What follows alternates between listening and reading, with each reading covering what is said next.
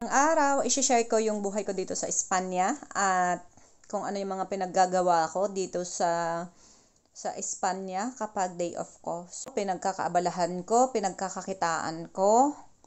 Yan. So, may sideline ako. Nagbebenta ng siopaw, ng Spanish bread, pan de coco, kimchi.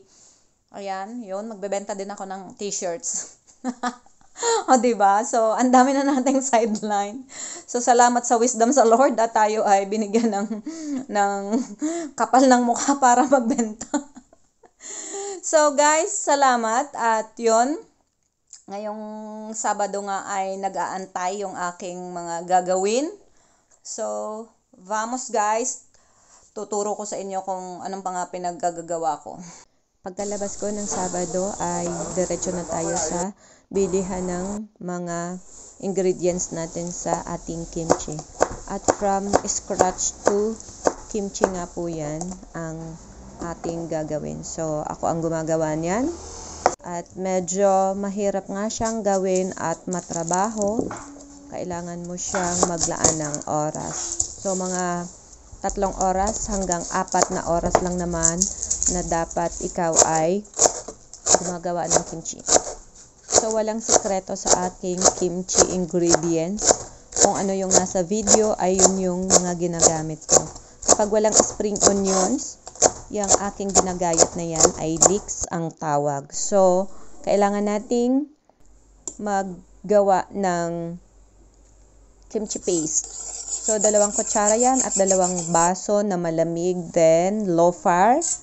So, yan ang aking ginagawa para siya ay lumamig.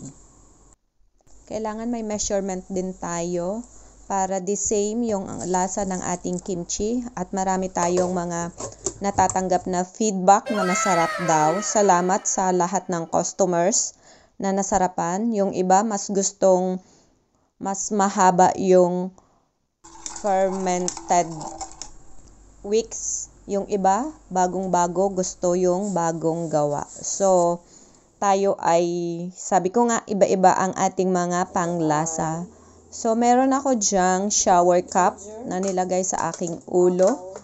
So, in short, hairnet yan para hindi malaglag ang ating buhok doon sa ating ginagawa na kimchi. Since yan nga po ay binebenta ko, kailangan na malinis siya. Okay, ito, isa. Then, kalahati. Guys, ang bango niya. 6 kilos lahat. Pati yung mga ingredients na gulay. 4 kg ang ating cabbage. Then, mix natin. Ito yung kimchi paste natin. Ihalok natin ito. Ayan, ito na siya. Ipapalaman natin yan doon. Imimix sa ating cabbage. Pwede na natin itong banlawan. Super matrabaho talaga to. Nag-start ako ng 1:30. So, anong oras na? 4:30. Kailangan siyang banlawan ng 2 beses. Ayan yung mga asin. So, kailangan nating banlawan pa ng 2 beses. 2 beses siya babanlawan. And ready na tong i-cut. So, magka-cut na tayo. Itong gulay kasi ay nagwa-watery. So, kailangan nating i-drain muna itong cabbage. Ayan o. Nag-watery na siya. So, kailangan natin na i-drain ng husto itong cabbage. So, maglagay tayo na itong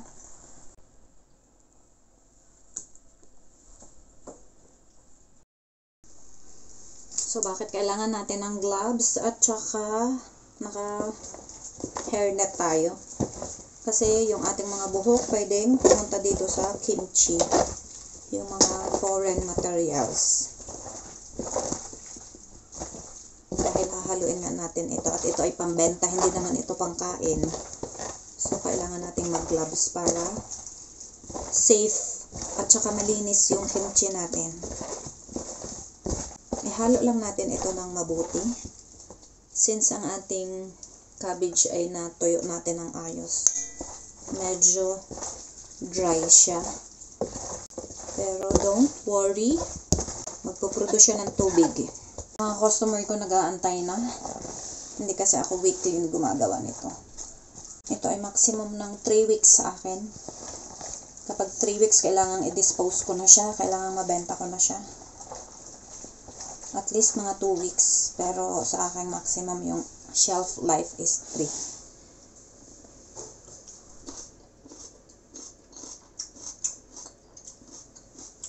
3. Ayan o, yung aking kimchi.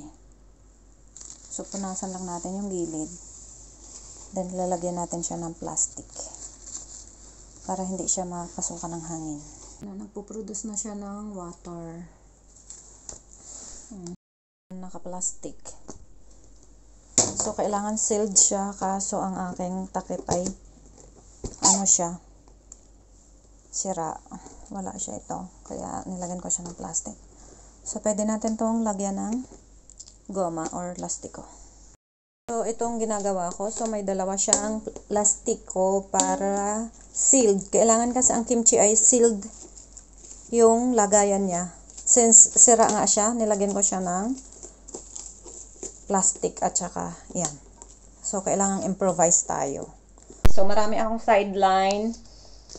So, shout out sa aking mga organic viewers and organic customers ng kimchi, siopaw, Spanish bread, and pan de coco.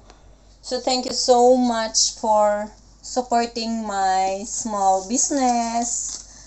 So, to God be the glory at tayo ay nagkaroon ng sideline dito. So, hindi talaga pwede siya na isa lang yung source of income natin or resources because our source is the Lord. So, yun po ang i-share ko dito bilang isang OFW sa Espanya. So, salamat kabayan. Magandang araw. God bless. Napaka-fruitful nga ng day off ko kapag Sabado. Minsan gumagawa ako ng kimchi. At kapag linggo naman, pinipick up ko yung aking mga ebebenta na siopaw, Spanish bread, at saka pan de coco. So, naglakad na ako dito at medyo umuulan nga.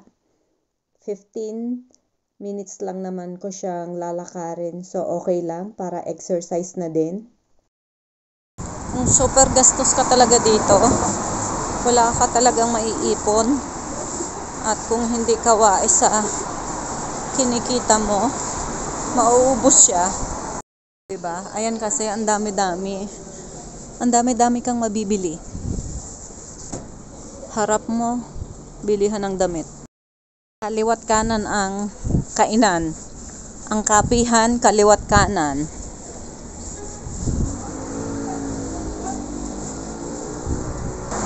Ito ay ice cream.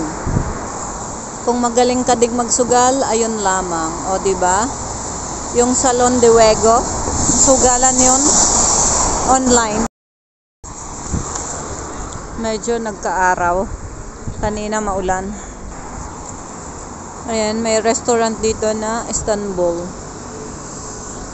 Iba't ibang klase ng restaurant dito. Asian cuisine, Middle Eastern cuisine, Asian. Kanina may pinakita ako, di ba? Salon de Wegos. Ito ay padalahan. Yan. Ito ay Chinese restaurant. O, di ba? Hindi mo mamimiss ang Pilipinas. Dami din ditong Pinoy restaurant. So, dito na ako sa church. May 13 minutes pa ako makipag-chismisan. O, di ba? So, bye guys.